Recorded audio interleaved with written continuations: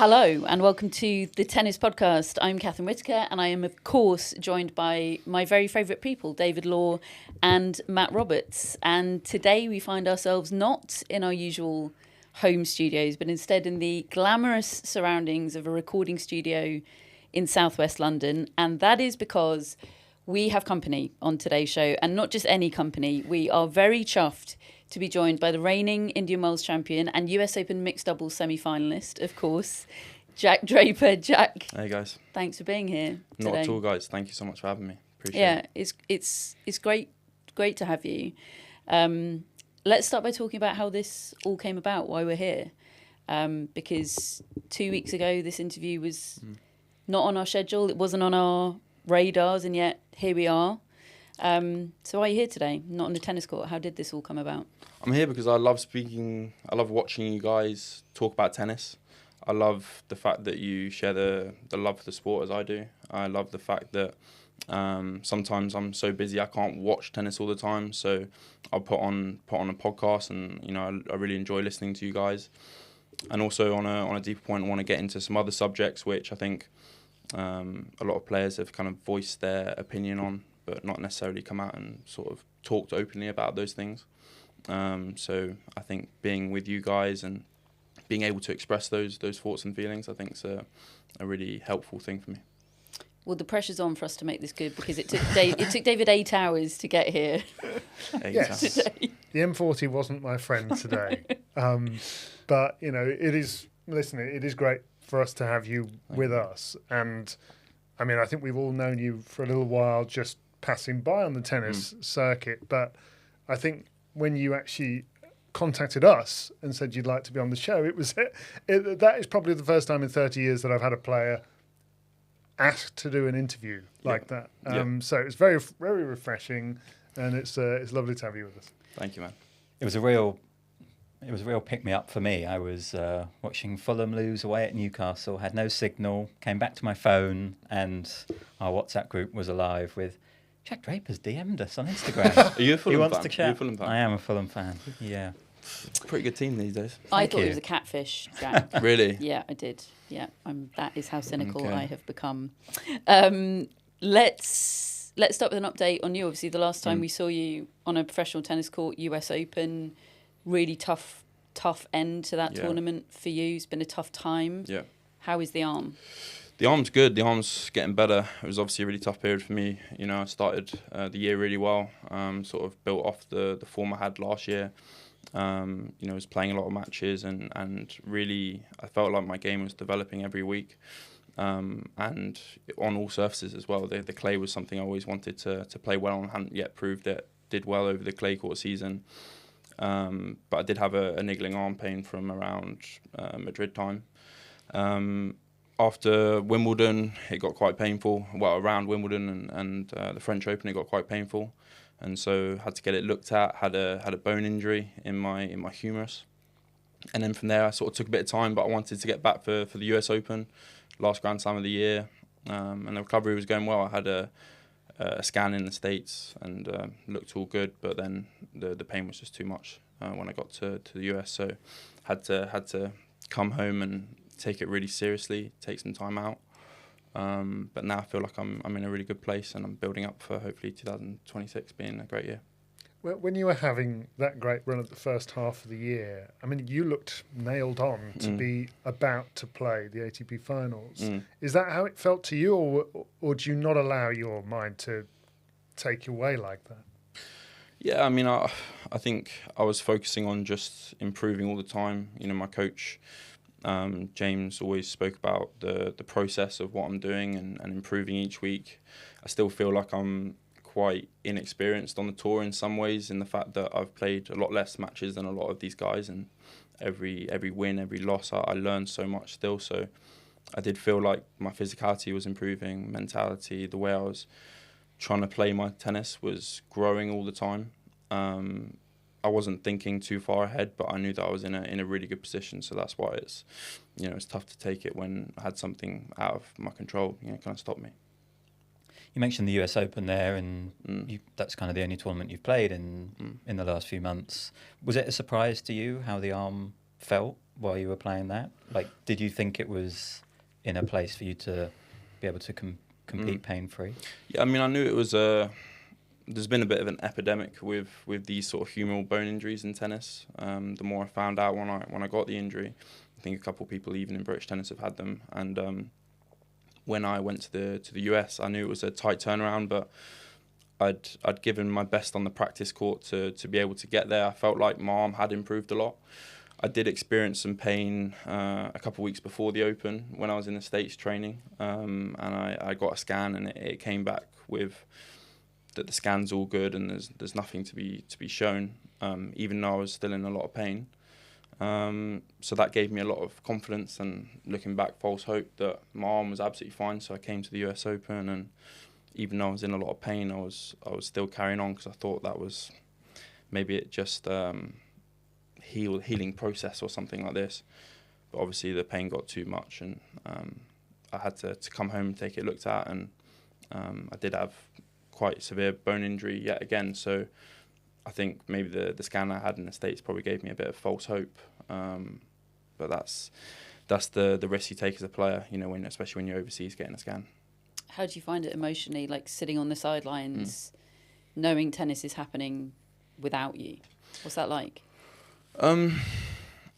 Really, really difficult, because I'm someone who loves to be progressing all the time. That's my mindset. I really want to be moving forward in my life, especially as an athlete. You know, I've really been on that the last couple of years, especially 2014, earlier this year, and I was on a really good path. But I suppose when that gets taken away from you, you need to sort of accept it, be able to like kind of look outside of it. Why has this happened? And I've always been someone who's tried to use adversity to better my life in other ways, whether that's off the court, trying to learn more things around the house, which my mum's constantly going nuts to me about. What have you learned? Like putting my clothes away. There's just obviously so much stuff outside of life that I can still learn outside of my life as a tennis player, and I guess it gives you a real perspective. You know, I kind of got to the place I got to, and I was sort of thinking after Wimbledon that my arm was not going to be a big issue, and I kind of got emotional because I was like, Jesus, like all this work, and now I'm going to here, I'm going to here, I'm going to here. And when that was taken away from me, it was a bit more perspective of, look, I was in an amazing position there, and you know, in future now I kind of try and ride that wave a little bit more in a good way. Do you ever think, like, why always me? Like, you've had so many injuries in the like a really tough stage of your career, like the developmental phase. How do you not think like, oh, for God's sake, like again?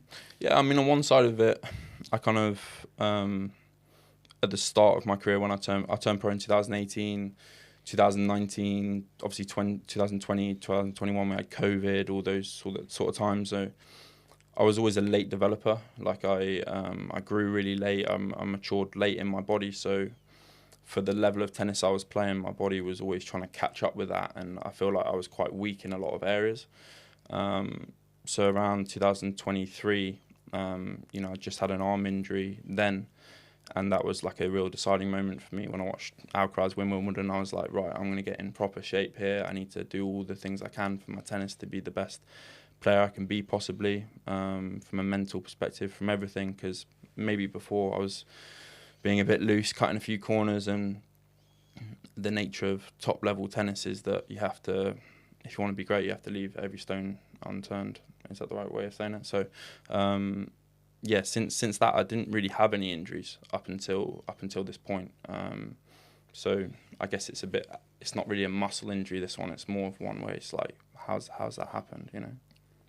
Yeah, it did seem like your body was finally in a place where it was withstanding the rigours of the tour. You were playing all those 5-set matches in Australia, and then for this to come must have been really, really tough, as you've described. I'm just wondering, obviously tennis as a sport, you know, there's a lot of different like body types. It's one of the beauties of the sport. Like you can have different body types and still succeed in tennis. You obviously, as you've described there, really worked hard in building up your strength and your size over the last couple of years.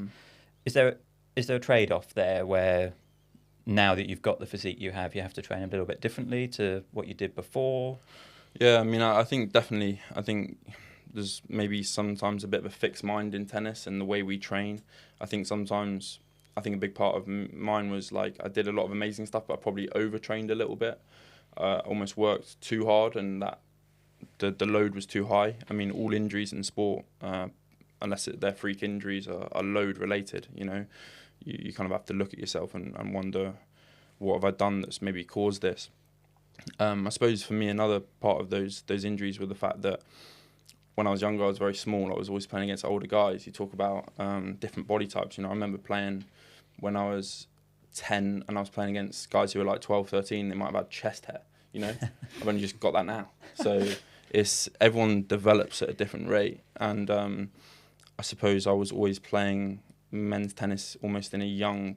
I was playing the tennis of someone who was 6'4" in a 5'7" person's body. You know, that was my mentality, was to run and graft for every point. And I had to sort of change that because, it was affecting my body and the way I was playing, because I was putting so much extra force through these long limbs. Did you always know you would grow, or was there like a period you were like, oh man?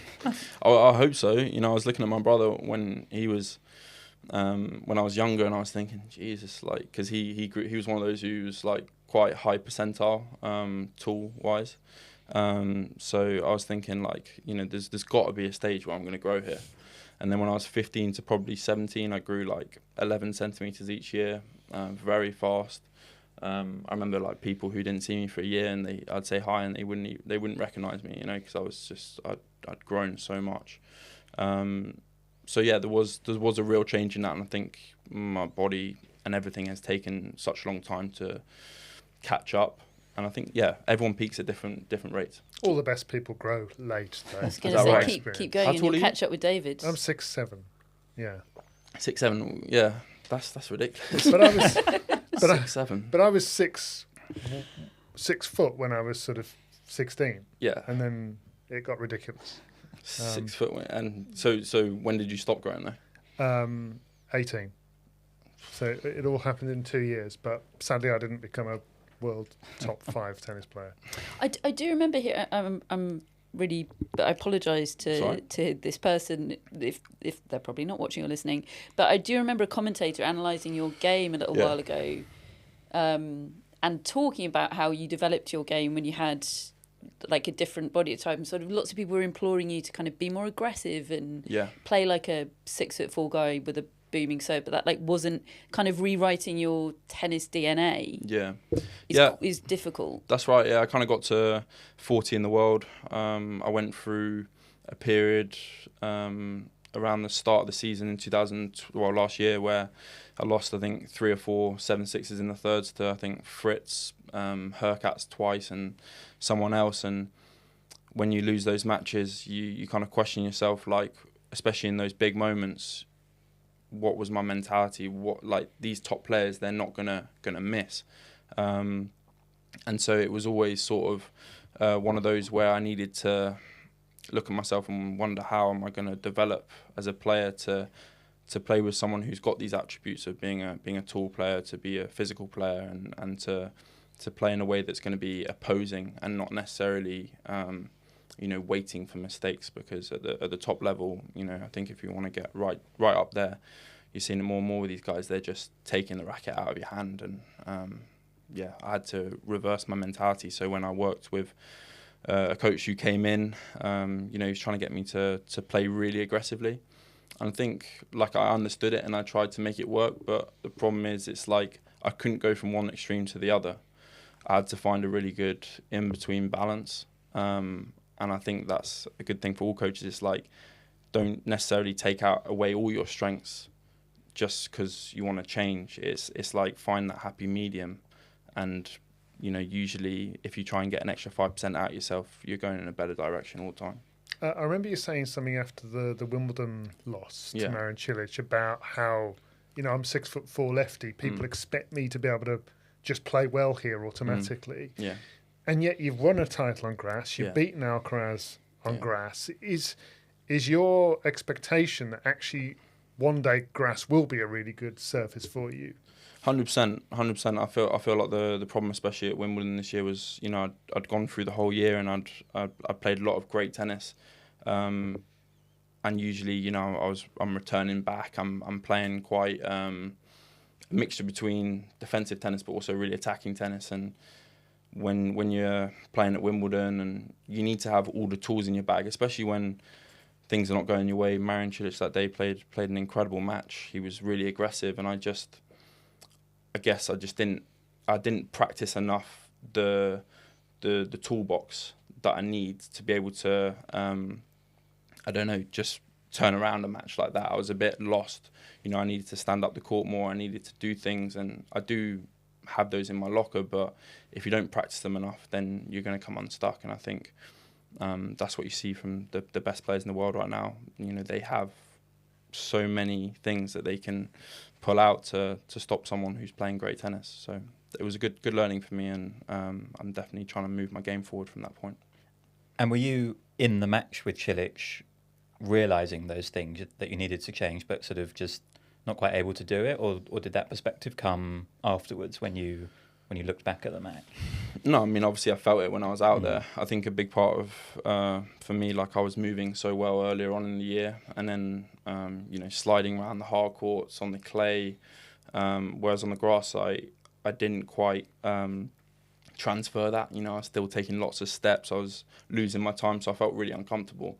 I think definitely next year I'll get out there and start sliding more and trying to do those things, because that's what I've heard from the other players as well. It's like they just get out there and just try and be confident sliding. I mean, sliding on a grass court, I mean, I've never heard of that, but that's what people are doing now. So definitely it's one of those things. You just have to take that experience, even though it was really difficult, and just try and become a better player, I suppose. I know it must be really tiresome to be a top British player at Wimbledon and walk into that press conference room and everyone asks you about the pressure. Yeah. But, like, it must be a thing. Catherine's going to ask you about the pressure. I mean, you know, you're coming in off the back of that incredible first half of the season. Like, life must have changed for you so much over the course of that period, and pretty quickly. Like, did it feel like a bit of a salad spinner, that experience?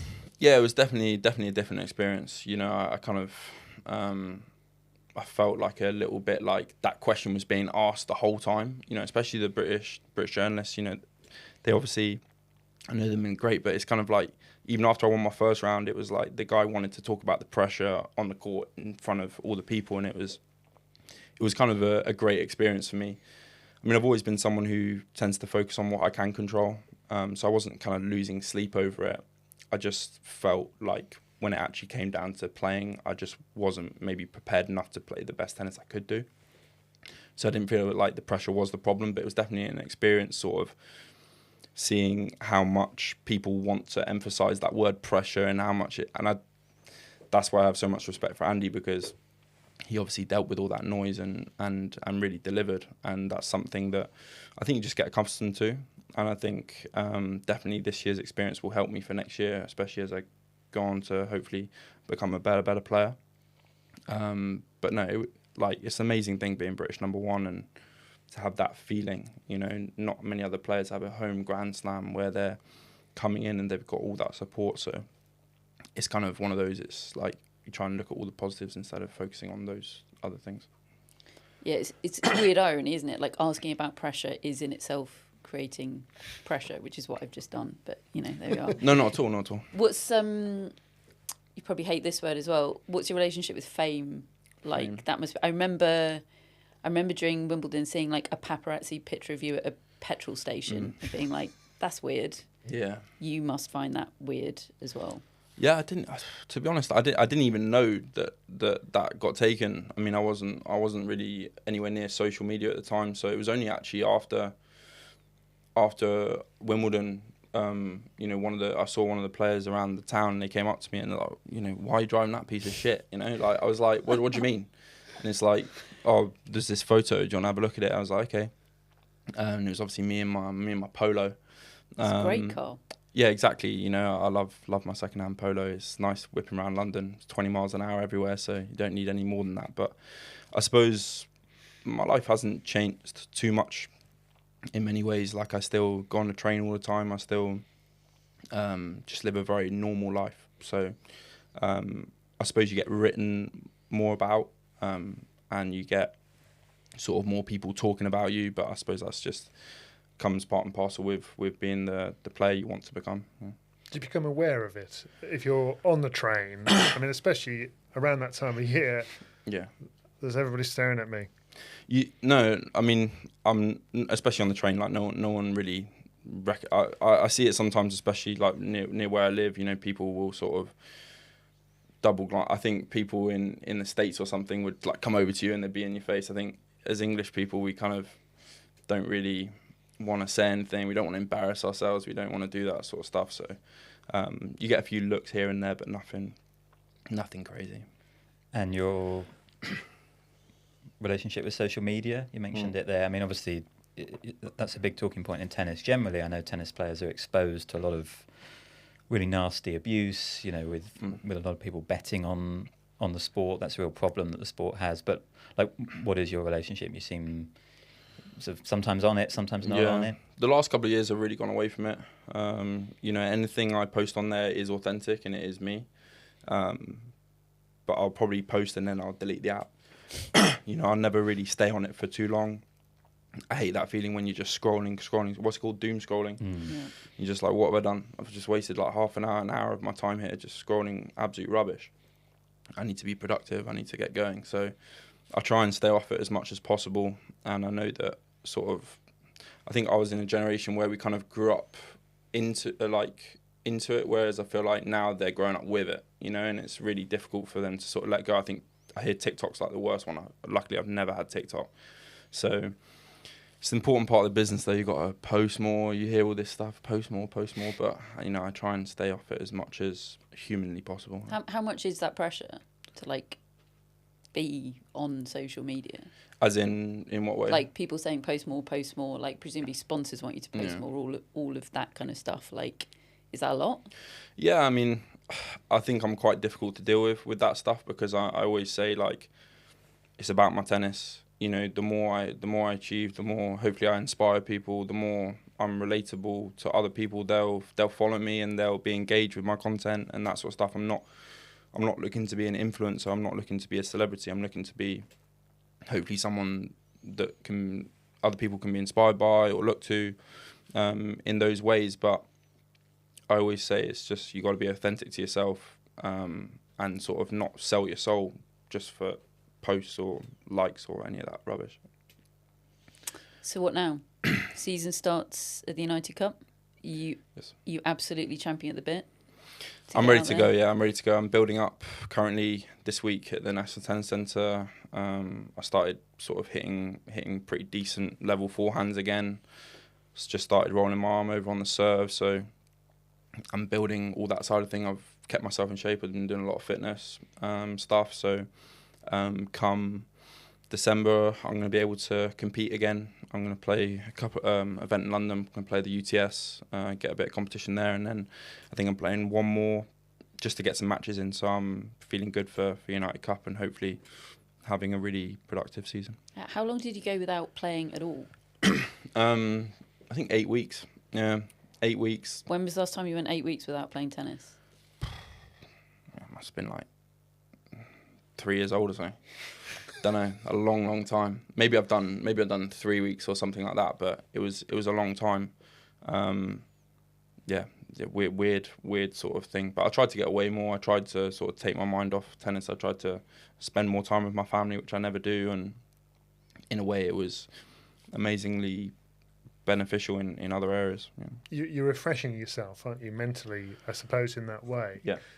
But I just wonder as well, you said it kind of, you might get a chance to work on certain things. Now, obviously, you're physically restricted. Yeah. But does your mind go back to maybe matches you played? Yeah. Do you think about scenarios? When I come back, I'm going to handle this like this because it didn't work like that last time. Are you in a sense of kind of constant self-discovery in that way? 100%. I mean, I think as an athlete, I've always been someone who. It's funny when someone says, "Oh, do you listen to people giving you advice?" And people can always give you advice, I find, but the best thing you can do is actually go through the experience, learn the hard lesson, go through that adversity, go through that struggle, and come out of it and learn from it. And I think, yeah, like this year, I've obviously had a really good year, but definitely the Wimbledon one really hit me. You know, even straight after, I was like, I need to change as a player. I need to reinvent my game so I'm not stuck here 12 months later. You know, even though I'm a decent stage in the rankings, like I don't want to be out here and struggling like this again. So I'm always in a period of self-reflection, and I don't need sort of a big layoff to know that. I think that's always been my mindset. I suppose it's you kind of watching the tennis and you're thinking like, you know, I want to be out there, I want to be competing, but you kind of just gotta let it lie and visualize yourself to where you want to be. Are you a goal setter?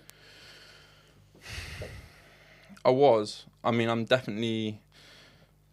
was until I had a few injuries. Like I'd set myself big goals and then I'd get an injury or something wouldn't quite turn out, and I'd just be disappointed. I think the best goal I've always found in myself, and I'm lucky I've had great coaches who have guided me in this, is that if you're showing up every day, if you're working hard, if you're improving, if you're you know, working hard on the days where you're knackered, you don't want to be there, and if you're just constantly trying to get better as a player, as a person, that's all I can do. And usually, based on experience, when you do that, great things happen and you move in the right direction. So I think it just puts less pressure on yourself as well. But obviously, you need to have those fundamentals first. Was it always tennis for you? Like most tennis requires such a range of skills that most tennis players probably could have been other athletes, right? Yeah. Was it always tennis for you? No, I like playing football. You know, I see a lot of kids now and their parents and coaches push them to be really full on so early, going to homeschool, tutoring, all this sort of stuff. And I remember I wasn't really like that until I was about 15, 16.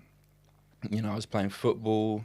I was, you know, just being a regular kid. Like, obviously, I did play a lot of matches on the weekends, but I was also playing, you know, I played Sunday league football on a Sunday, and then I played a couple, 3-4 match play on the Saturday. So I always felt like I was just always competing, no matter if it was, you know, football, tennis, table tennis. I always was engaged with some sort of sport, and I think that is really beneficial, that you're not putting all your eggs in one basket when you're really young.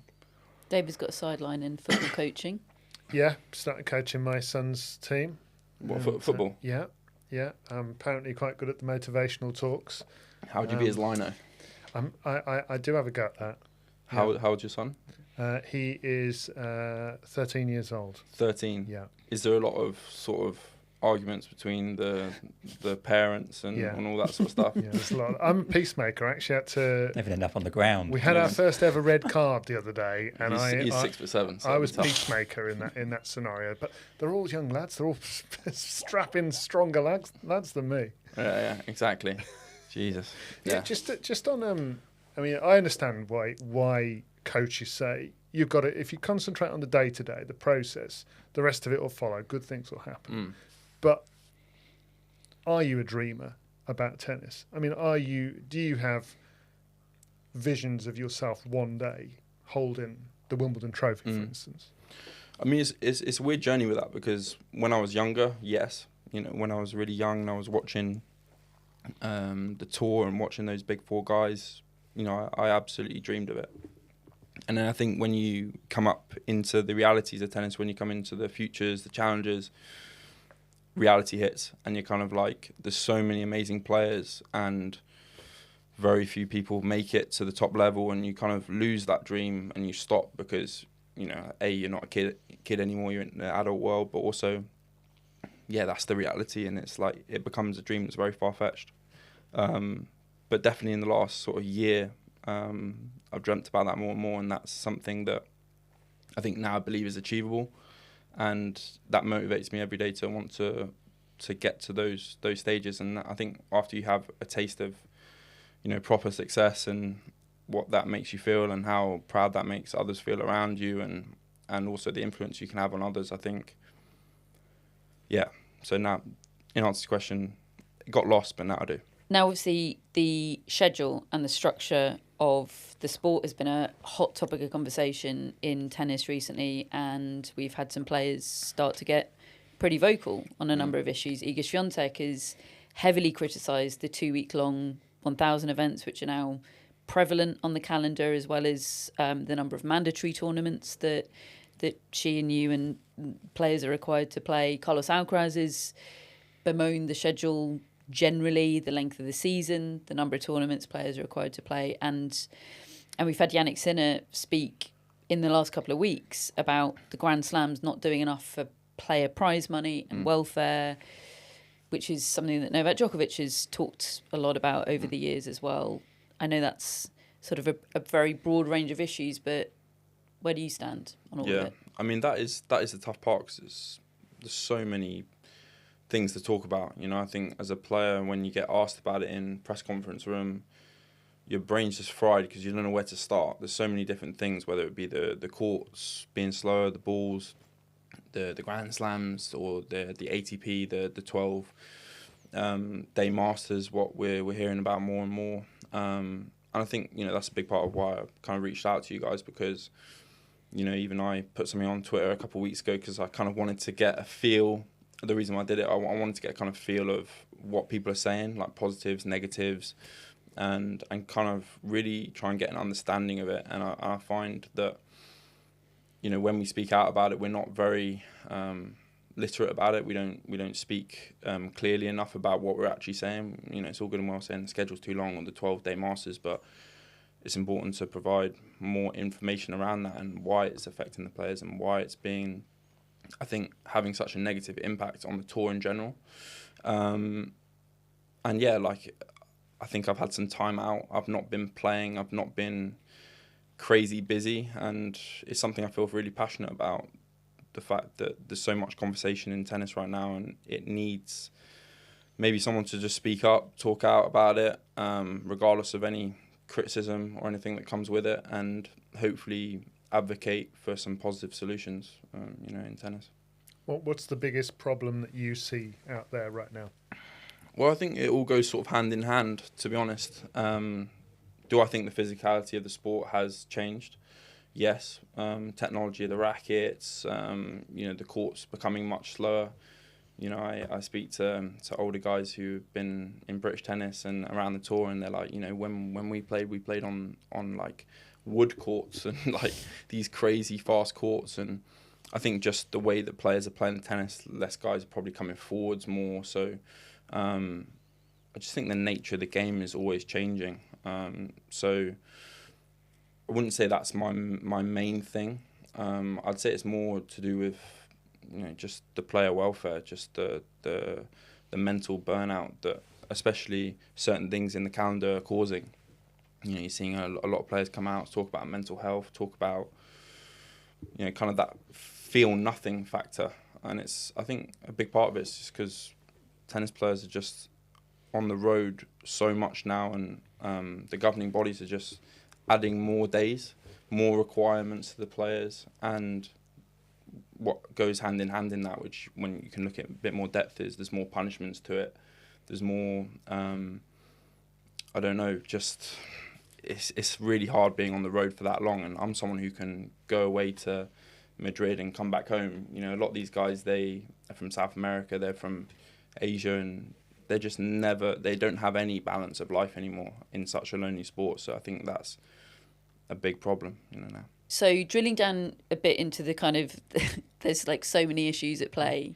On the 2-week-long Masters 1000 events, the ATP rolled these out as part of Andrea Gaudenzi's One Vision strategy. The stated aims of it were to increase the overall prize money in the sport and create this bonus pool of additional prize money reserved for the top performing players at those events. And when announced that strategy, it did get decent support from players.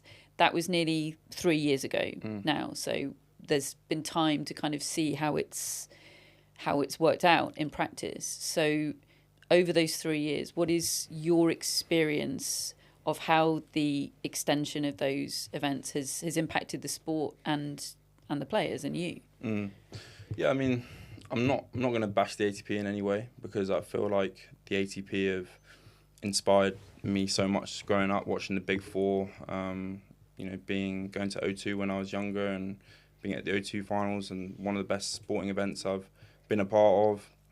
I've got friends who work within the ATP, the tour managers, the staff, all incredibly kind, nice, check up on you when you're injured, and I don't know, I love the ATP. However, there are some issues which players aren't happy with. I think the intention was really good with the Masters 1000s and making 12 days, increasing the revenue for the events and giving back to the players, especially the ones who are performing really well. But the requirements are higher. You know, they've added an extra, say, 21 days onto an already really packed schedule. And, you know, the slams have also added 4 days. That's a different topic. But it just seems like there's more requirements for players. There's more punishment. When I speak about punishment, I speak about the fact that it's directly linked to the bonus pool. So if a player was to go out and have a really bad injury somehow, there's no protection. You know, they'll lose 25% of their bonus pool for each event they miss. So say this year I've missed 3 events, like I won't get any of one half of the bonus pool. I get a performance bonus pool, but in actual reality it's not incredible.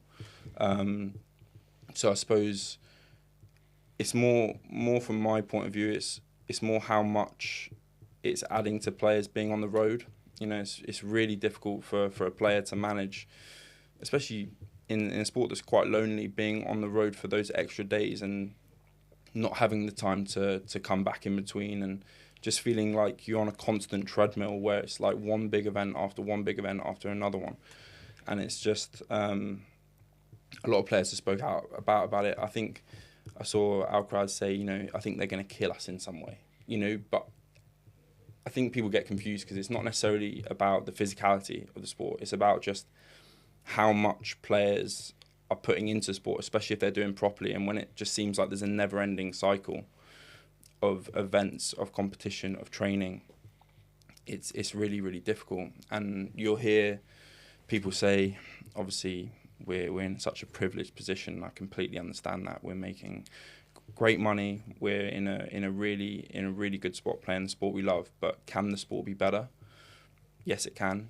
And I think it's now up to the players to, you know, stop talking about it all the time and actually take some action, come forward, speak about it, speak to the heads of the ATP, speak to the organisations, and really come to some solutions here, I suppose. You said loneliness a couple of times there. Like, I think a lot of people might say, what's the difference between playing 5 matches in 7 days and playing 5 or 6 matches in 12 days? But it sounds like sort of experientially there's actually quite a big difference in that. Like, do you think the emotional aspect of that extra time on the road, isolation, is not, there's not enough weight being given to that? It's not healthy. It's not healthy. Obviously, a lot of players have come out and they spoke about mental health this year, seeing it more and more. And look, I get it. Like I said, it's a really tough thing to sort of verbalise because we are in such a great position. But at the same time, it's like when you're out there, say 5 matches in 7 days is a lot easier than 5 matches in 14 days because there's so much dead time, there's so much waiting around, there's so much sort of in between. And you know, when you look ahead in the year that you're going to be playing more of these, like I think they've added, say, 5 more of the 12-day Masters, I believe. So in the past, it used to be obviously Indian Wells, Miami, and it used to be Monte Carlo was always the same, but then Madrid, Rome, 64 draw, and the other ones the same. Obviously now we've got Madrid and Rome are different.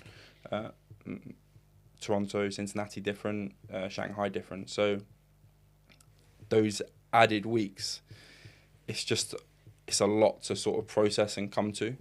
And people will say in tennis, oh, you can pick and choose your tournaments. But that's not understanding the mindset of a player who wants to do the sport properly. Because if you want to do the sport properly, then you want to be playing week in, week out. You want to be earning ranking points because the main goal as a player is to get right up there to Turin. And it's a dog-eat-dog sport. Everyone's playing each week and everyone wants to beat the player that they want to become. So it's tough to sort of just let loose and let go. And also you get punished for those things as well. With the rankings, you get 0 pointers, meaning that tennis players get 18 best results in their rankings breakdown. And if you miss one of these Masters 1000s, or if you don't play the required 500 events, then you're going to get a 0 pointer, meaning that something is locked in for the whole of the year, and you can't progress on that, you can't act on that, you can't add points to it. Whereas other people who play can. So it's a really just, I guess, unbalanced approach moving forward in the nature of the game. I think young players are kind of looking ahead in their careers and they're thinking, how long am I really going to be able to play this sport for? How long am I going to be able to cope with the demands of what I'm doing? And I hate to see that, because I know that as someone who loves this sport, for me it's not about the money, it's not about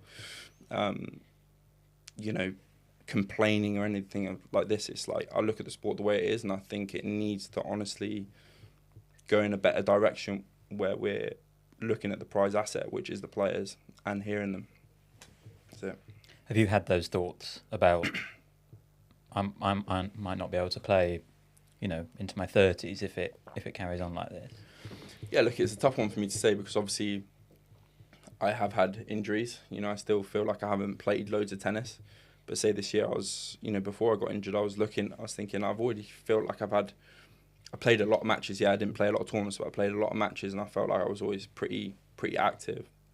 And I was looking ahead to the rest of the season. I was going to be packed again, and because the off season in tennis is so short, it's not like other sports where you get a bigger off season, you get time to reset, refresh, spend time with your family, and all that sort of stuff. It's like, no, the off season's 4 weeks, if that, and then you're doing it all over again. So it's just, there's no time to sort of just refresh, and I think that has a big negative on the actual product, because guys are getting more burnt out. They're not able to improve their tennis. They're not able to refresh mentally and to feel like they're in a good place to put their best tennis out on the court. And yeah, I suppose it's not just from a player's perspective that it's worrying. I think from a fan's perspective, not only is the Masters 1000s longer, so it's just like, it's really tough to follow. Like, I have friends, I have people around they love tennis, but they're like, I just can't follow it anymore. I can't focus on what I need to focus on with the tournaments, because it just seems like it's never ending. And it's right, there isn't. Yeah, we're always explaining to people what stage of a Masters 1000 we're at, and quite often getting ourselves quite confused.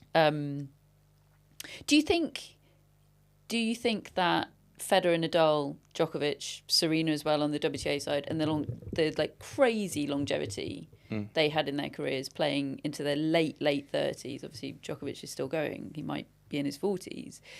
Do you think that has made the sport complacent about career longevity of players? Like, is the sport kind of just assuming that that's the new normal now, and Sinner and Alcaraz are going to definitely be playing when they're 35?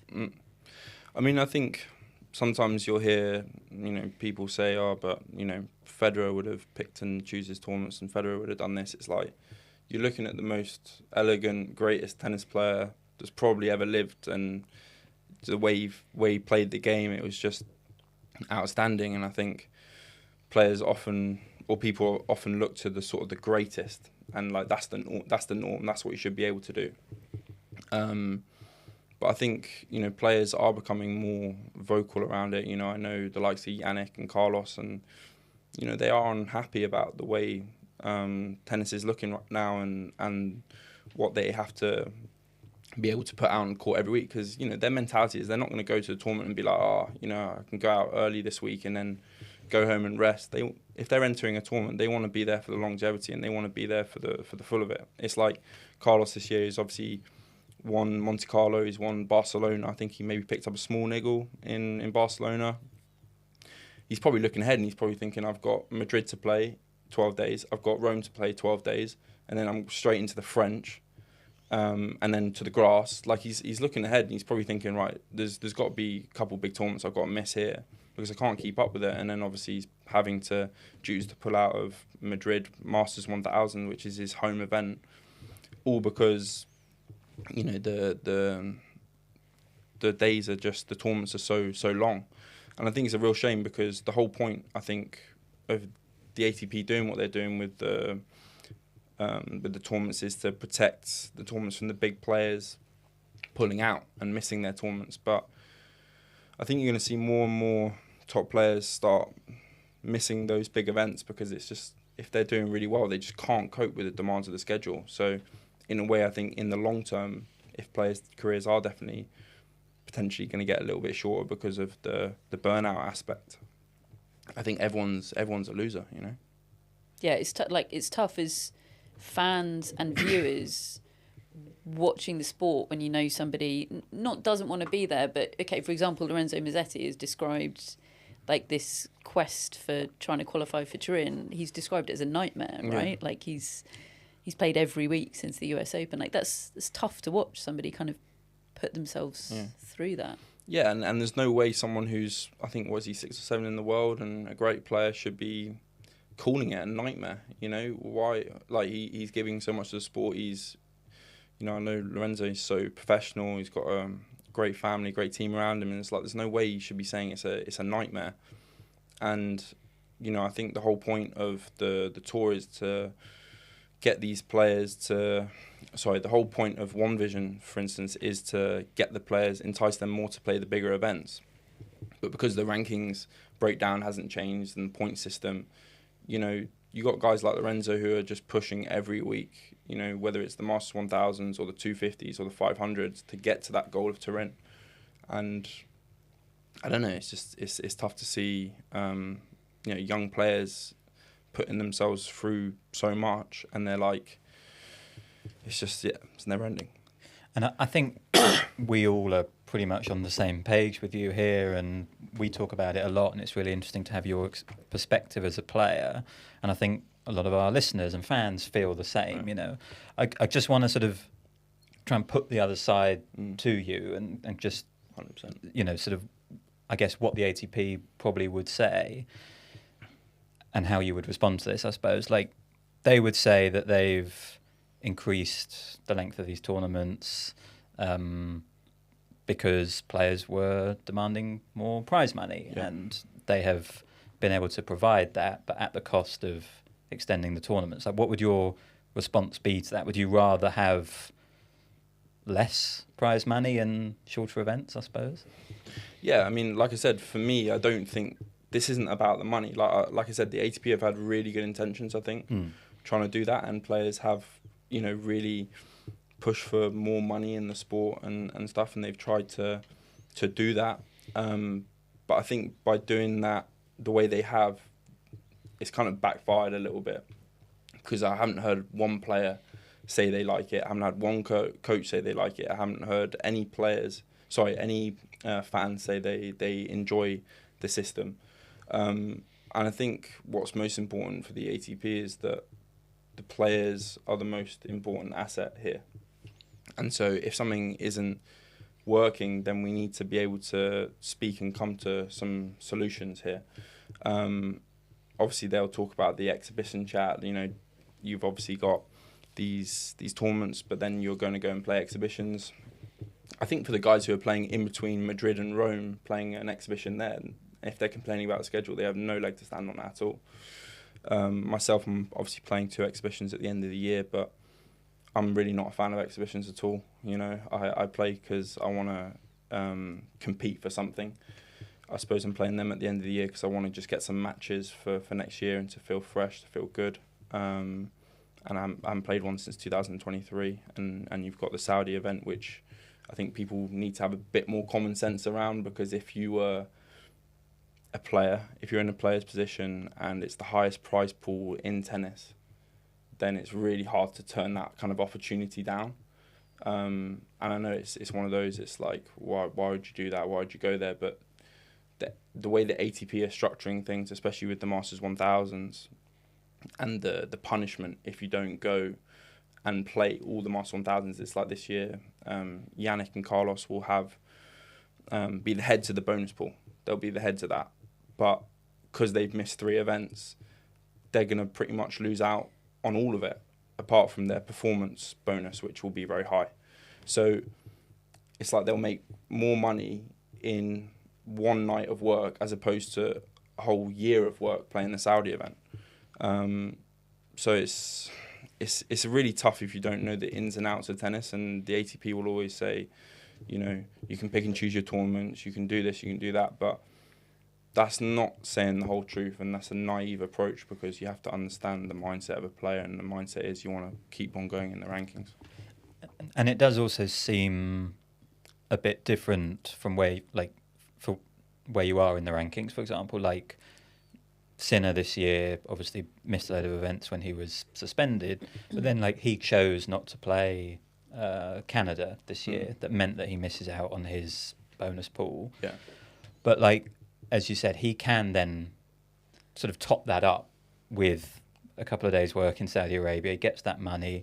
He's playing an exhibition in South Korea, isn't he? Started next year with Alcaraz. He's going to get exhibition offers and opportunities. But I suppose for the players who are ranked, you don't even have to go that far down the rankings, probably. And I guess what you're saying is they really do feel like missing out on the bonus pool is a big punishment, and therefore they are really pushing themselves to play tournament after tournament, even if it's having a sort of adverse effect on them. 100%. I mean, I think people like Carlos and Yannick, they've kind of transcended the sport, very recently, and they've kind of earned that right to, go and play Madison Square Garden, sell out the arena in one night and play up to the crowd. It's very different to a tournament week. It's very different to being physically and mentally at a tournament and dealing with the pressures of being there, the interviewers. Like, they've earned that right to go and do that, I think. And that's very different. And you see that a lot. It's like, why is Alcaraz saying that? But yeah, he's going and playing an exhibition here. It's very different, I think as a low-ranked player, the prize, the bonus pool is really important. And I think the punishments are tough with that. But at the same time, obviously with the additional days that they've said, like, you got to think about the financial cost of your coaches, your family on the road, the other people. So it's like there is a lot of expense of the players as well, that it's not just all you're getting it in your pocket. You're also spending a lot more by being away a lot of the time. So there are other aspects to it. I think, like I said, from someone who loves the sport and someone who really wants the sport to go in a really good direction and wants the sport to have the best product and for players to be happy, like there's this never-ending discussion around schedule, and it needs the players to come together, which I know a lot of people are on board with already. It needs to kind of get out of the media and get out of these sort of things, so it's not just like he said, she said stuff, and it needs to come together, and we need to be able to sit in front of Gardenzi and have a proper conversation around where this whole thing is going and come to some happy mediums and happy solutions, because, like I said, there's a lot of really good things that are going on, but most of it is at the expense of a player, and it's not properly thought through, I don't think. Do you feel like there is unity from the players on this? Because there's the ATP Players Council, isn't there? There's the PTPA. There's Yannick's obviously very hot on this this issue with the Grand Slams, and the letter that was signed by both sets of top 10 players. Did you sign that letter? Yes, yeah, I did. And that's about appealing to the Grand Slams for greater prize money and player welfare. Like, it just feels like there's a lot of different sort of entities sort of fighting for a lot of the same things, but it's quite fragmented. Do you feel that as well? Like, do you feel represented? Do you feel like you and the players have a proper united voice? Who do you feel like represents you in the sport? I mean, literally, it is so fragmented, and that's the biggest problem in tennis, is that the ATP, the ITF, the WTA, the Grand Slams, they're not on the same page. They don't communicate well with each other. They're not aligned at all. And so you don't know who you're going to. You don't know who you're listening to. There's so many decisions being made without the players' voice or without the players being heard. And I think there's been a real growing frustration. I do think the addition of the 12-day Masters has really made that come to life. And I think players in my generation have sort of, definitely looked to kind of come forwards and try and speak up about it and try and learn more about where tennis is at and the situation it is, because it's, I suppose, the Grand Slams have really increased their prize money, but still their revenue share is still at a really low level to the players. So we're trying to seek for more transparency on that and try and understand that more also. And where the ATP do an amazing job is the player pension pot, player mental health support, just being a tennis player in general. Like the Grand Slams don't contribute to that at all. And the Grand Slams are the biggest tournaments in our sport and the most well-known ones. Like they should be, I believe, and the players believe, contributing to that as well. It's just having a seat at the table, I think, for the players. Having a seat at the table where we're able to put our concerns through, able to be a part of the decision making instead of all the decisions being made and it's like less noise, just all in one, all speaking together, and just so it doesn't feel like we're just constantly being pulled in so many different directions. And I suppose some might say, well, you're on the tennis podcast, you're adding to the noise, you're adding to the he said, she said, rather than having the discussion altogether. Is your hope that by doing this, actually more players will step up and eventually a conversation has to happen? I think more and more people are. I think more and more players are getting that confidence to come forward. It's really tough, obviously. I think in the generation we're in, if you speak up, you're going to get criticism, you're going to get shot down, you're going to get people talk about you. And I feel like you've not got to be afraid to do that, because I know myself the reasons why I'm doing this, why I've come forward to you guys, why I want to speak out about it. I want to get more players behind me, more players behind trying to come together, trying to advocate for positive solutions to make our sport better and make it better for the fans, make it just a better sport. And that doesn't necessarily always have to be about the money. You know, whenever players say something, you know, you've always got people saying, you know, you're a multi-millionaire, shut up, you know, get on with it, and my generation would have done this and my generation would have done that. It's like, the whole point of it isn't to complain, it's to advocate for positive solutions here. And I don't want to take this any further, like in the media or anything like that. I think it's just a good opportunity for me to come on here. Hopefully it gives other players confidence to speak out about it, let their voice be heard, and then ultimately coming together on the ATP side, on the WTA side, and push the governing bodies to come together and really work on this for us and come to some happy medium. What would you like to see it look like? Because here we are at 12-day Masters, which is 2 weeks of the calendar every time, isn't it? And whatever time you have to put in beforehand. And you've expressed concern about burnout, you know, burning yourself out. Who knows? Maybe shortening careers as a result of it. Yeah. What do you want to see happen? Do you want it to go back to 7 days? I would like to see it potentially go down to 9, 10, 11 days. And I think that is really a possibility, I believe. I think that will give players more time to prepare for tournaments, more extra days to not be on the road all the time. And then the big question is, well, to do that, obviously the revenue is not going to be the same because it's 12 days before and that's going to be less days. I myself would say I would take a cut of that bonus pool to make it back to what it wants to be. And I think if the players really want to push for changes, they can't have their cake and eat it. And if they really want to make the sport better and if they feel really strongly about this subject, which I believe a lot of players do, then they have to be willing to take potentially a cut of that and understand that the ATP have tried to do a really good job here and put the money in the players' pockets, but it's backfired and the players hate it. So it's like, where's the happy medium there? So I would like it to go to maybe 9-10 days if in a perfect world. It also feels like one of those cases where it's a classic example of everything being connected, right? Because if the players do have to take a bit of a hit from the ATP side, or maybe the Grand Slams can step up and give a greater percentage of prize money, and you sort of make it up via the Grand Slams, and then the ATP and the WTA tours have a kind of better schedule. It seems to me from the outside that if everyone were talking to each other and it was a more coherent ecosystem, that would be the case. Yeah. Also, I'm just wondering what would an ideal off season be like for you? You know, I think this season, the Davis Cup Finals ends on 24th or something of November, and the new season starts right at the start of January. Like, there's so little time there. If we're talking perfect world, which I realise is a tricky thing in tennis, what would that be? How much time would you like off and to work on your game? I mean, I really don't know what's happened with the Davis Cup, to be honest.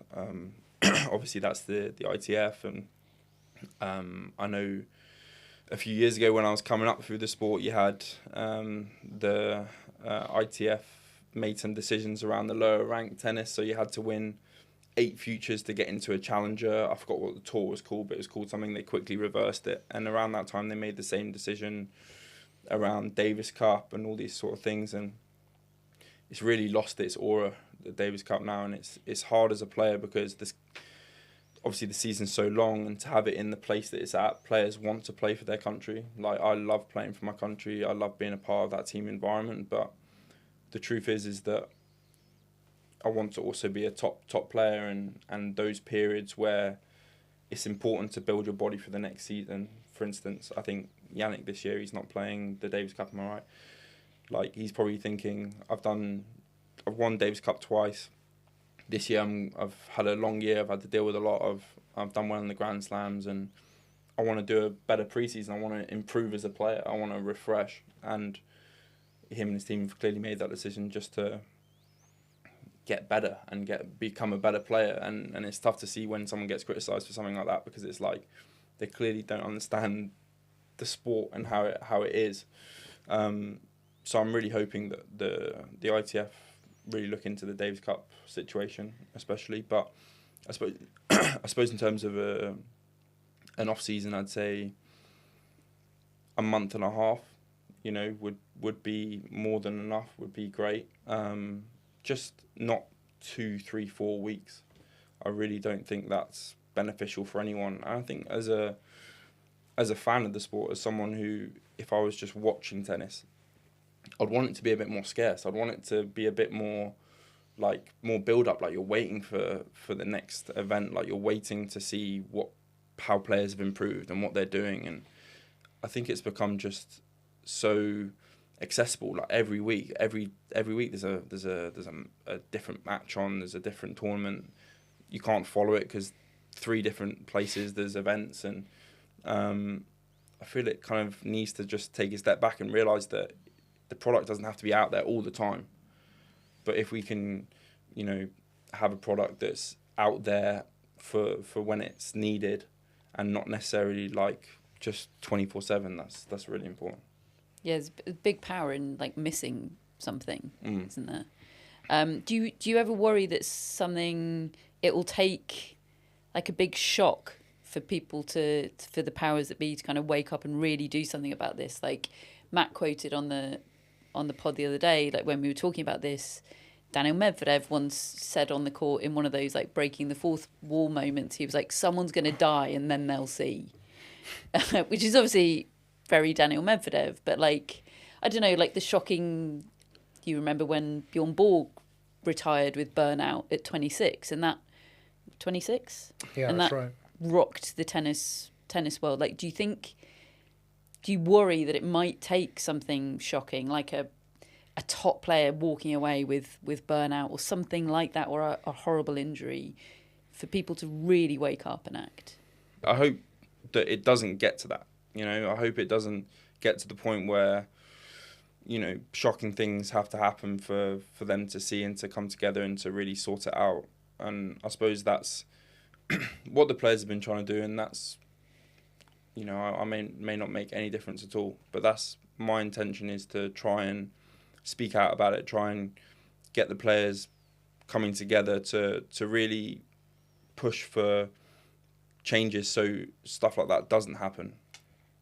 Because obviously in business there's a lot of agendas, there's a lot of different things going on, and if our sport is so fragmented and no one's talking to each other and no one's really thinking about the actual product and actual asset of their whole thing, then they need to understand that it's just not good enough, and the wheels will come off. It's like going around a corner at 100 miles an hour. You can't do that. You have to slow down and then pick up again.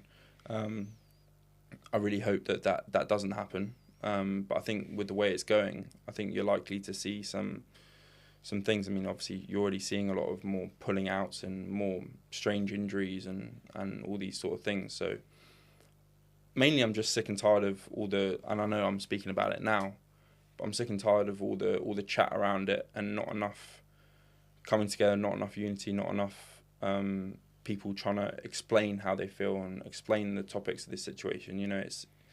It's so hard. I'm not a politician. I'm not someone probably who's amazing at speaking and stuff, but I'm trying to explain it and trying to talk about it. And like I said, I'm not afraid of the criticism or things I might get, because people always seem to get annoyed when athletes come out and they speak and they think it's complaining and all this sort of stuff. Like, no, it's just trying to understand that it's the players wanting to push for positives and push the powers that be to talk to each other and do the job that we hope they can do and all work together.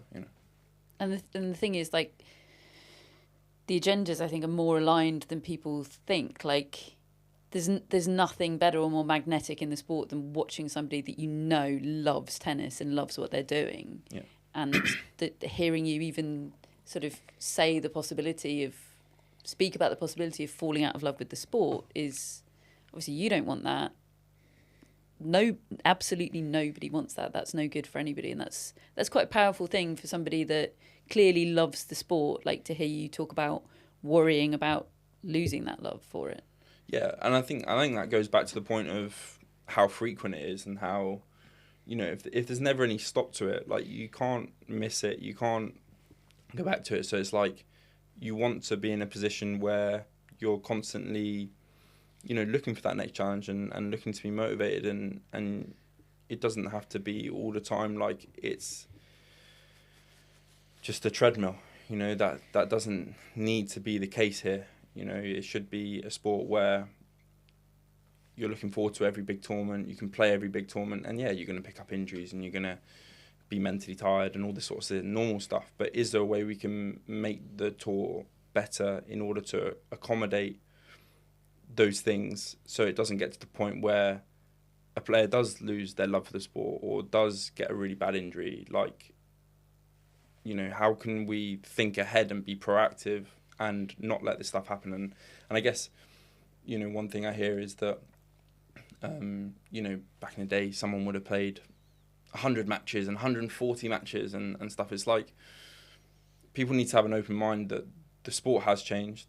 The reality of I think I mentioned earlier, the technology, the physical training, there's no real like weaknesses in top players' games now. They move like crazy, they're sliding around everywhere, and the average point length is longer, the courts are slower. There's many different parts of that as well with how frequent it is. I just really hope that the powers that be really listen and understand and want to also make a positive change, and know that it's not always about pushing for more money and more days in events and stuff. Just, listen to the players.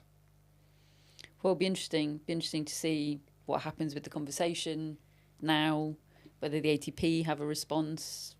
We've got a show on Saturday. We'll bring any follow up in that. It's going to be interesting. Right, let's get into a few slightly lighter topics, Jack. Mixed doubles at the US Open. How was that? Really enjoyed it. I mean, I wasn't sure what to expect. I think for me it was a bit of a different one because I hadn't played in 2 months and I really wanted to use it as an opportunity to get out there and play. So I felt like I was kind of playing a bit too intensely almost. And a few people did mention that to me, but that was good to be locked in, you said. It was good to be locked in, but that was my mindset around it. It was like I really wanted just to be ready for when I played the singles to be like, all right, I'm here and I'm locked in. Yeah. But no, it was incredible, and especially the semi-finals, you know, playing on ash at night. I'd never done a night session on ash, and the electricity of the stadium. I think it was a really positive thing they did, and it definitely drew a lot of attention to the sport. Yeah. Would you play again? I've heard the French Open might be interested in doing their own. 100% I play again. 100%. I really enjoyed playing alongside Jessica Pegula. You know, like obviously in tennis you don't speak to the players too often, especially on the women's side, because you're just so focused on doing what you're doing and you're so focused on being around your team. I think naturally tennis players are quite introverted in many ways as well, so we don't do well with kind of like opening up and talking to each other. It's a bit embarrassing and don't want to do any of that sort of stuff. So she was a great personality. I loved playing with her, and I'd look forward to doing something like that again for sure. When was your first chat with Pegula before the doubles? Well, I mean, originally I was playing with Queen Wenzhang. I was looking forward to that, and she had the elbow injury, which she got surgery for. So, I mean, I think she texted me, she said, I'm sorry that I can't play. And I was just like, don't worry about the mixed doubles. Like, just take care of your elbow. Like, that's absolutely fine. Play another time. And then I think I was meant to play with Badosa, and she had an injury as well. So I was kind of thinking, like, am I going to get you were cycling through the... Yeah, am I going to get a partner? Does anyone want to play with me? And then obviously Tommy Paul, I think, pulled out. So Jess Pegula came along. I think it was like in the end that our agents set it up or something happened, and I think the first time we spoke together was our first like practice session. It was a bit awkward, and then the more we got to know each other on the courts, like it was great fun. Do you think she'd have you back? Get the band back together? I hope so. I've been following her results. She's obviously been playing great tennis, and she was an unbelievable partner as well. I mean, I would say the first couple of matches I played well. The third match not so great, and the amount of time she was carrying me through. I remember when we played against Alcaraz, she was taking him down on some of those cross-court rallies, and she was amazing. So I wouldn't be, if she went for a better partner, then I'd be okay with that. Did you stick around and watch the final? Like, how do you think you'd have done returning Sara Errani's serve? I was watching. Yeah, Casper Ruud had a bit of trouble. I was watching it on the TV. I think it's a tough one, because I think usually as the guys were used to standing so far back, and sometimes the girls are using those slices really well, right? And it's staying really low, and especially someone like me being a tall guy, you have to kind of come up the court, and it's a completely different ball you're receiving, and it's really difficult to deal with, especially when Vavasori's bang over the net and he's just going to put a volley away. I think those two are very entertaining to watch. Really enjoyed watching them, and yeah, like it was a great watch. I watched it on the TV, but there was some great rallies in that match. How long does it take to get some sort of chemistry in a doubles like that? Because I mean, you barely met each other before. I mean, did it come immediately, or? Yeah, I mean, it's one of those. It's kind of like trying to edge in a bit of chat here and there, and a few jokes. Definitely at the change of ends, and I don't know. It's one of those. She's got quite dry humour as well. Same as me, so you kind of like, what did she think? What did she think of that? So I was just, you're trying to sort of make a bit of chat when you can, but I guess you're just bonding through, playing alongside each other. Is it right that Nadal was your tennis hero? Correct. Yeah, I just loved everything about him. Tell us what he meant to you, if you can sum that up. Well, I look back, I had all the kits. I had all the kits. I just think his fighting spirit, just the grunt, you know, his iconic style of play. I remember when I played him 2023, I think, you know, the first set I was kind of playing against him, and obviously like I think he was injured that tournament, but it was like I couldn't sort of get used to his grunt, you know. I was kind of like, I'd never practiced with him before, like, and he's just my idol growing up, and to be on the other side of the net from him was a crazy thing. And I wouldn't say I was sort of really getting pumped for loads of tennis matches even a couple of years ago, like watching people play and stuff, but I'd watch him play and I'd be glued to the TV still, because yeah, who he is, you know, legend. Favourite Nadal kit? Did you have the 3/4 length? My favourite Nadal kit. Yeah, I actually have a pair back home. I pulled them out on court like 2 years ago. I think I got laughed off, so that wasn't ideal. But no, I think it was the 2008 when he won the French. Green. It was the green one? Oh no, it was 07 was the sort of white and blue. And then I love that kit in 08. I think he tore up the draw. I think he lost about 20 games in the didn't he drop a bagel on Federer in the final? Yeah, I mean the first few rounds. I mean, there's a famous video of Almagro, like it's a very windy day, and you know Nadal's taking him apart, and he kind of like throws his racket up, and he's like, I don't know if he's speaking to his coach or someone in the corner. He's like, he's going to be winning Roland Garros 60 years to come. Like, search it up on YouTube. It's on YouTube. He's like, he's going to win Roland Garros until he's 60 or something like that. And you know, he wasn't wrong, because he was still battling.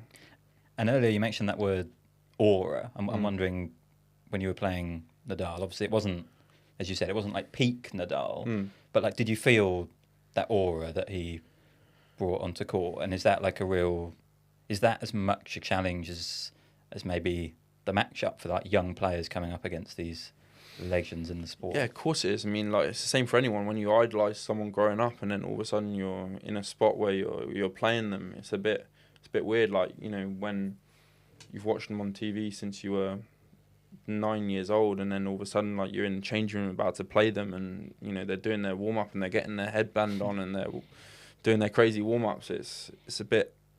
It's tough to focus on what you're actually trying to achieve and what you're actually trying to do. Your body's tense.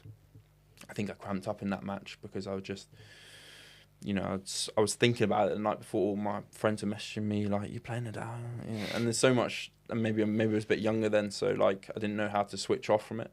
But definitely, I can see that playing against those guys, especially who have achieved, you know, complete greatness in the game. You know, even Andy, training with him all the time, it kind of helped me training with him, because if I just faced him on the court, it would be a bit weird. Is aura something you're conscious of, like trying to create an aura, like being an intimidating presence to the opponent down the other end? Yeah, definitely. I think that's a big part of things. You know, is I always try and think, if I was a player playing against myself, then I'd want them to think this guy's not going to give up on any point. He's got a great backhand, great forehand. I want them to see no weaknesses. You know, and that's a big part why I'm not a massive fan of exhibitions, because obviously when you do exhibitions, the gladiator part comes out of it, and you know, I'll probably be playing the UTS, and look, it's a decent event and whatever, but I'll be called the power and all this sort of stuff. It's like I don't want my competition sort of thinking me as like, you know, the power. You know, I want them thinking of me as like, oh, this guy is bang on it, and he's not going to give me a point. Like, maybe that's just my mentality. Maybe that's stupid, but I definitely think that, it's a big part of tennis, and big part of any sport is like intimidation and being there, and your opponent knowing that you're going to be a tough player to beat. Do you think you've ever mimicked Nadal at all? Given he was your hero, you're a lefty, you've got a lot of rotations on your ball. Some people sometimes say that forehand looks almost a little bit like it. In a way. Have you ever, in a way, thought, right, well, he does it like this, it must be the right way? Nah, I mean, the only two things I mimicked are the kit, which didn't look great on me at all. Needed the long hair, couldn't do it. and also tried to do the grunt, but my voice started cracking after very quickly. Sounded awful. So there's not really many ways you can mimic it, and so you just get to the point where you're like, right, I've just got to try and be the person I am, because I think that's why he's so iconic, because he's won Nadal. You've mentioned Andy a few times. Yeah. Whenever I think of you two, I think of that video. Car of you video, two. yeah. Does that follow you around?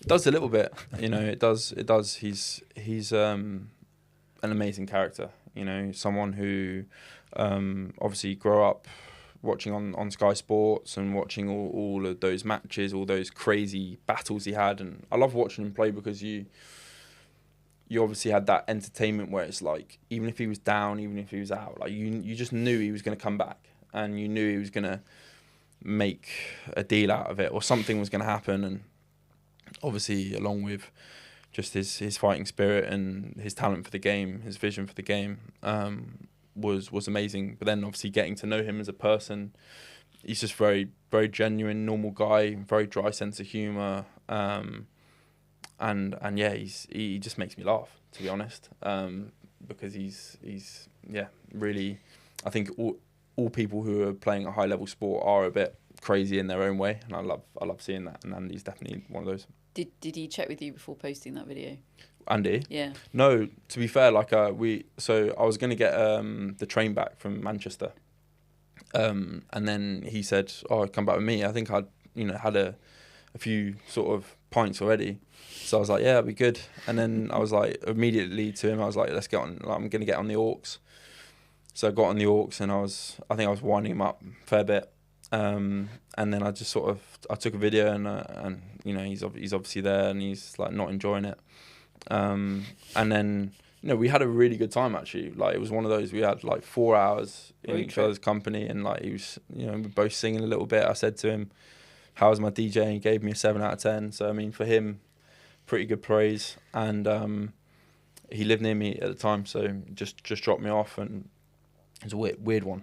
But yeah, I woke up in the morning, and he'd obviously put it on his story, and I had loads of different things. But yeah, it was quite funny. It's a great video. It's a great video. It's on my little list of videos I will go to if I need a little pick me up. It's fun. Yeah, it is good fun. What's Andy's role in your life now? Like, do you chat all the time? Do you meet up? Like, is he a significant figure? No, he's someone who I know I can always talk to, who I can turn to. My brother works with him as his agent at IMG, so obviously he's in contact with my brother. I sometimes ask how he's doing, and vice versa. And the answer is he's playing golf. The answer is he's playing golf 5 hours a day. Actually, I really want to get my golf up to scratch, obviously, after my arm, so I can go and do something with him, because with Andy, I think you got to compete against him to sort of really, really enjoy that situation, or maybe not enjoy it. But it's one of those. It's like, it's that person on your phone where you'll send him a random message, or he'll send you a random message, like abusing each other, or like just getting under each other's skin about something. And he's that sort of character. He's like a big brother who like is a friend, but also someone who I'm not really in touch with loads. It's just like we pick off where we left off. Did you talk to him about Jamie Delgado at all? And what are you excited about reference for that partnership?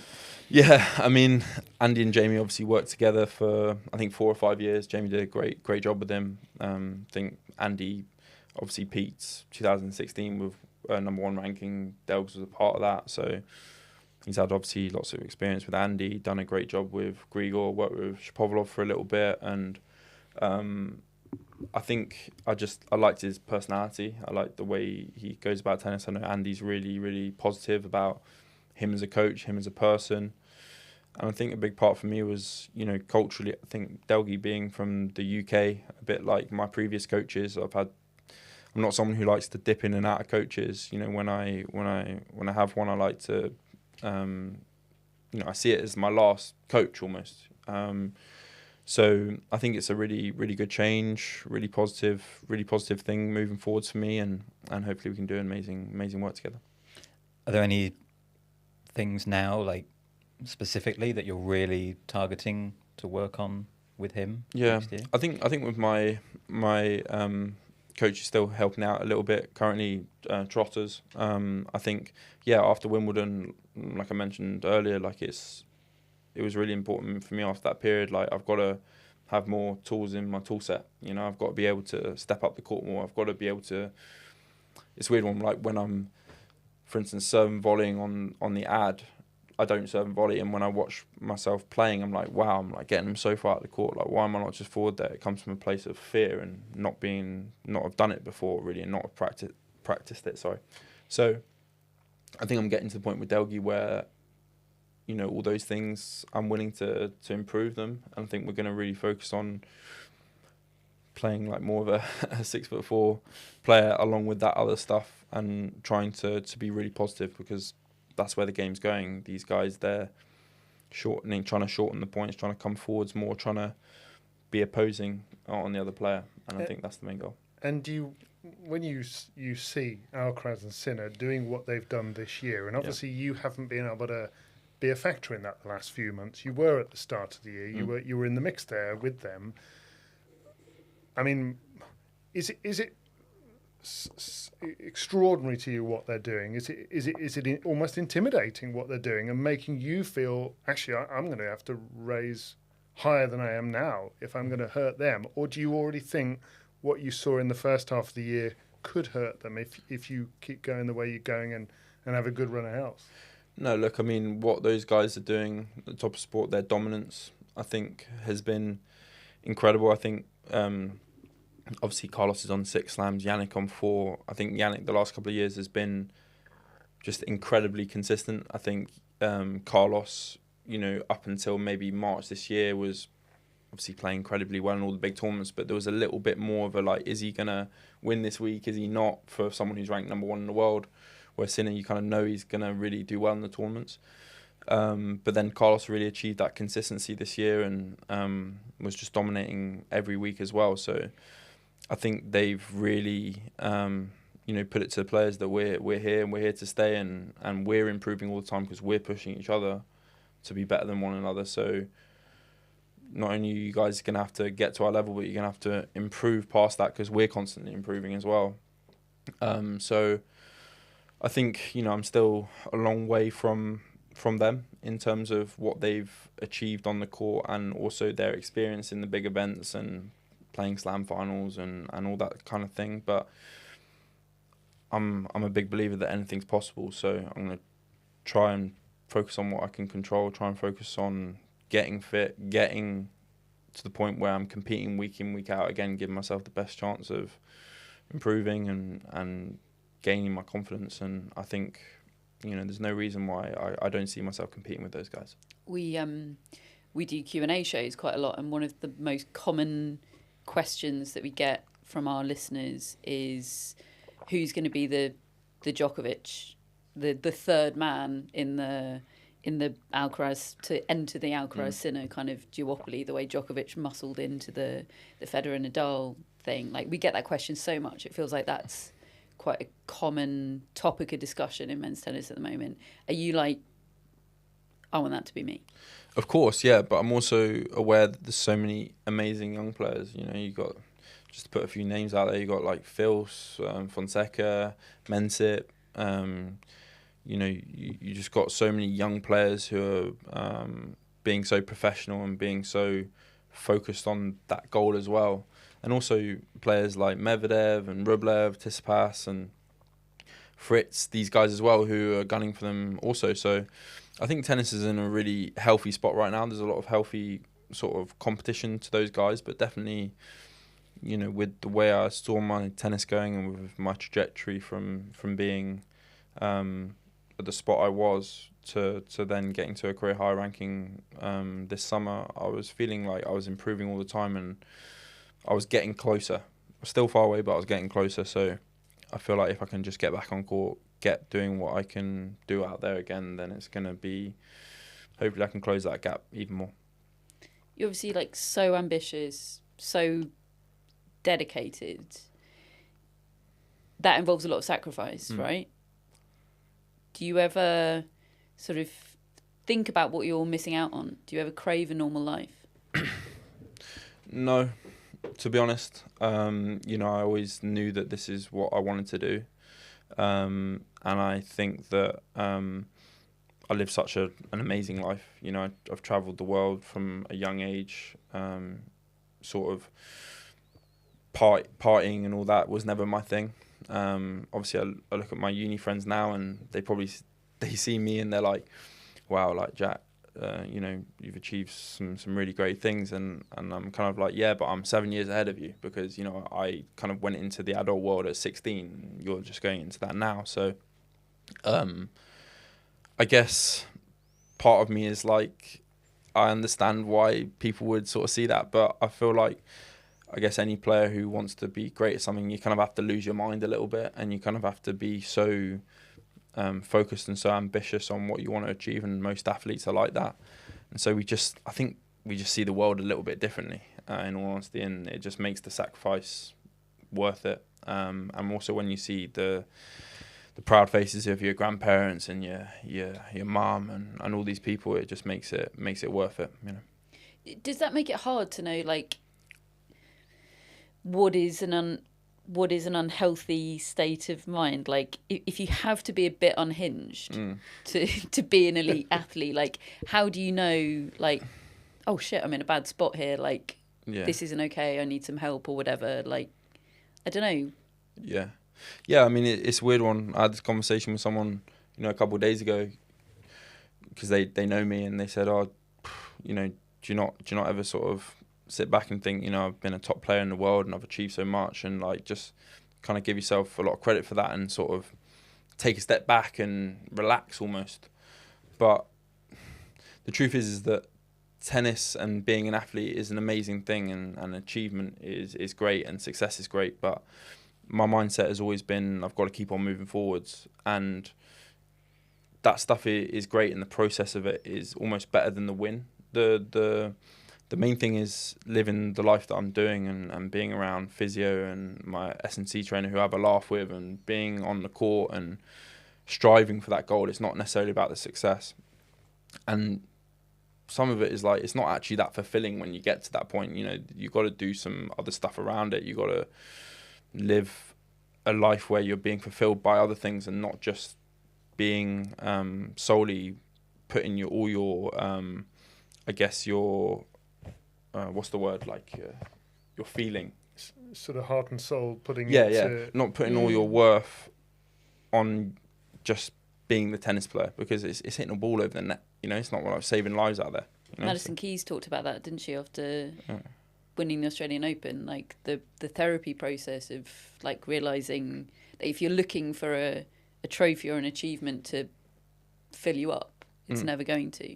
And almost that realization being the trigger for her then being able to win the trophy. 100%, and I think that takes pressure off you. I think because at the end of the day, like, no matter what you achieve and stuff, unless you're winning Grand Slams, if you're not a good person alongside with that, then, you know, the achievements are the achievements. No one really gives a shit. Everyone's so focused on their own lives and their own problems and their own things going on. So, yeah, I think if you put all your worth in that, it's a dangerous road to go down. How do you relax? How do you not think about tennis? Try and spend time around my family, my dog. I do normal, like, watch Netflix. Like, I'm just very normal, like going for walks. I mean, I'm 23. It sounds so weird, but that's the thing in sport. You have to grow up so quickly, and you have to get used to a different way of life very, very early on. So yeah, I suppose there isn't a lot of time to rest, because there's always stuff going off court. There's always things that need your attention and responsibilities and that sort of thing. But I try and just do normal things when I get time. Any Netflix box set recommendations? I think I've watched a fair few. I'm at the point now where I'm just scrolling on Netflix, and I'm not giving anything a chance anymore. Like, it's too much choice. Just right? like rubbish. I haven't even given it a chance. Like, I'm doing that thing that people do. They go back to the stuff they've watched already and just get 20 minutes of something of a film they've watched, their favourite part of the film, they watch 20 minutes of that, and I do that. that's good. But I think the last couple of things I watched Mobland, which is on Paramount Plus. Really It's got good. Tom Pierce Hardy. Brosnan doing an accent Yeah. in it. Yeah, is that not a good? I haven't seen it. I've heard about the accent. What, in not a good way? Well, he's Irish and he's doing an Irish accent, but badly. Yeah. Apparently, I don't know. It said on one of your bios that you wouldn't have minded being a detective. Yeah, I was just about to mention that I'm one that's a bit more like mature in that. Silent Witness. I'm watching that a little bit. Classic. Wow. Okay. Actually, no, but it's you know it's old good. school. Old school, and it's the good storylines. Good bit of time to watch them. Yeah, I enjoy that stuff, and to the point there, yeah, I've always been fascinated by that stuff. You know. Are you into the Traitors? The Traitors. Yeah. What's that? Oh, Jack. Can I hear about the Traitors? Even I know what it is. What's it on? BBC. BBC. Yeah. Yeah, it's the best show on television ever. What's I it about promise. You'd love it as a detective wannabe. It's Yeah. a reality show. It's reality. Don't. I But- know. but- They've already lost me, No, man. no, Reality no, TV. no. Sorry, Stay- I take that back. Not really on that. I'd have reacted like that as well if you'd have told me that. Just give it a go. It's Traitors, yeah. Yeah, Traitors. you must have heard of it. No, really? The I've literally never heard of it. People in cloaks. In cloaks. Yeah. I'm I'm kind of not really. I've heard it's reality TV. People in cloaks. I've lost. Okay. How many episodes do I need to give it to give it a Oh, chance? one, then you'll be One. hooked. But If you you're gotta not be hooked one and after hooked. one, it's not for you, and Yeah. there's something wrong with you. It's on the iPlayer. Go back to episode 1, series 1. I did it just 2 weeks ago after telling these two I will never watch it. And And you I'm enjoyed it. into season 2, episode 8. My next question was, would you go on Celebrity Traitors? I think I can safely ditch Celebrity that Traitors. question. Celebrity Traitors. Yeah. Sorry, is this the one where they go and they're able to sort of be non-detected or something? You have Yes, to escape? exactly.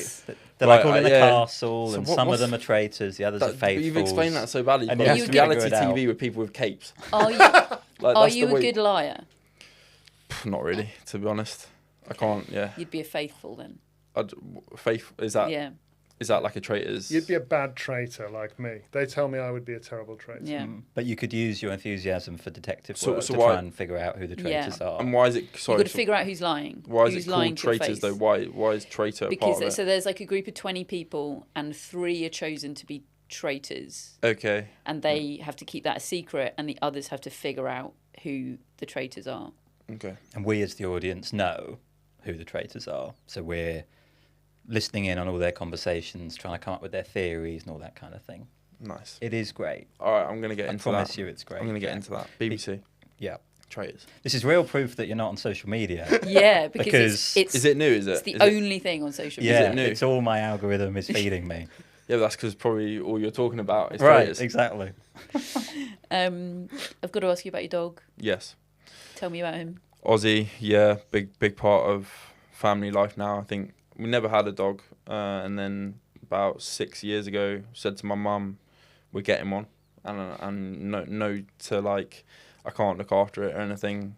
We're just gonna do it, and had no experience of animals at that point, and then actually getting one and understanding how much love and how much just affection they give, and it's just like you can't imagine your life without them. You know, my mum sort of, I'm like the third in the family now. Got Ozzy the dog, my brother, and then me. So it's like you Why kind is of your down the brother ahead pecking of order. you? What's that? Why is your brother ahead of you? It's just the oldest, isn't he? He's the oldest, and so like, well, Ozzy the dog, he's the oldest now because he's what 56 in dog years or whatever it is. So he's like a middle-aged man now, but he doesn't act like one. He's very cheeky. He's got a proper personality about him, and I think, yeah, it's just amazing. Like when you have a tough day at work or tough day with anything. Like, I mean, most days I'm on the phone to my mum and I'm just like, I don't even know. I don't even want to know how she's doing. Just want to know how the dog's doing. Does How's is he good on FaceTime? Billie Jean's a good FaceTimer. Yeah, my mum sometimes will send me a message, like a photo, and it will just be like my dog, and then it will be like calling, and then it would like, obviously I've missed the call, and she'll just put like Aussie called, So no, we've got a real special relationship with my dog, and I think animals just in general just give you so much life, you know, and that's such an amazing feeling. Billie Jean is a similar age though, right? She turned 5 yesterday. Right. Had the pleasure of meeting her. She was lovely. She's a good one. Yeah. She is. She liked meeting you, I think. Yeah. Yeah. Yeah, we got good reports. She did bark at you. She did. It was a tough start, but then... Yeah, but she's protective. You know, that's just good. She's protective. I've got nowhere to go from Billie Jean. The 1 point slam. 1 point I've already slam. pitched the 1 point we've already slam gone to here. Jack. We've already gone here. Have I persuaded you on the 1 point you slam? have. Yeah, I think you have. I think tennis needs more crazy bits to it. It's like you want to watch something that you haven't really watched before, and to see what was the concept? It was like top players playing 1 point against. Was it club players or just club players? Yeah, so they can play. They're not, they know how to hold a racket. I just think it's an interesting concept, and something, especially in Australia, they'll be lapping that up. They'll be loving it. So I think it's a positive thing. I think it's interesting. I'm kind of interested from your point of view as a pro. Yeah. If you're playing the 1 point slam, would you rather serve and have one serve, or receive but know that they've got 2 serves? Which do you think gives you the greater edge? I don't think Jack's worried about edge over. No. To be fair, no. But so you'd have one serve if you're the pro. So the pros only get 1 serve. I mean, I think return. I think return. I think I'd kind of be put on the the pressure return. on them. Yeah, put the pressure on them. You know, it's really chance of a double fault's quite high. Yeah, especially if there's a lot of people watching. They probably may have not had that before, and it's tough to bang down a good serve or something. They'll probably want to get that first serve in, so they'll roll it in. I just think, if you put the emphasis on your one service, it's a bit embarrassing if you go out like that. But then, I want to see them at least hit 1 ball. You know? Right. I think that's the right answer. Like we talk about this, and we're like, what would our tactics be? We would not want to like the tournaments. If it is for money and stuff, like million. But the organisers are going to be very gone if like a guy just rocks up onto court and a player misses 1 serve and they've got however much money they've got. Right. Doesn't really, you got to actually put 1 ball in court. Right. Really. Yeah. I think. I agree. Jack, I look forward to seeing you in the 1 point slam in January. Catherine would like a cut of your earnings for persuading you to play. Just you can figure that out amongst yourselves. We'll see. See if... I feel like I should have a cut of whatever Tennis Australia are making for the 1 point slam for the Catherine has advocacy been work that I'm doing. The biggest proponent. Catherine's arrival onto court when they were playing the 1 point slam last year, she couldn't have been more cynical, it was so cynical. Less interested, really? And within about 10 minutes she was. It's important to be able to admit when you're wrong. Yeah, right? of course. You've got to into it. You've got to front it up. Yeah. Jack, it's been such a pleasure. Thank you so much for your time. Thank you guys, and thank you for spreading really positive message about tennis to be around people who actually love the sport and who sort of are following the players all the time. Even like when we had a little break for 1 second there, you're looking at Turin and you're passionate about what's going on, and I think you share that love for it the same as I do, and all your listeners as well. It's a real pleasure to be here and to get to know you guys, all amazing people. So thank you. Look forward to seeing you around. Likewise. Thanks, Jack. See you in Australia. Australia. See you in Australia. Yeah, see you there.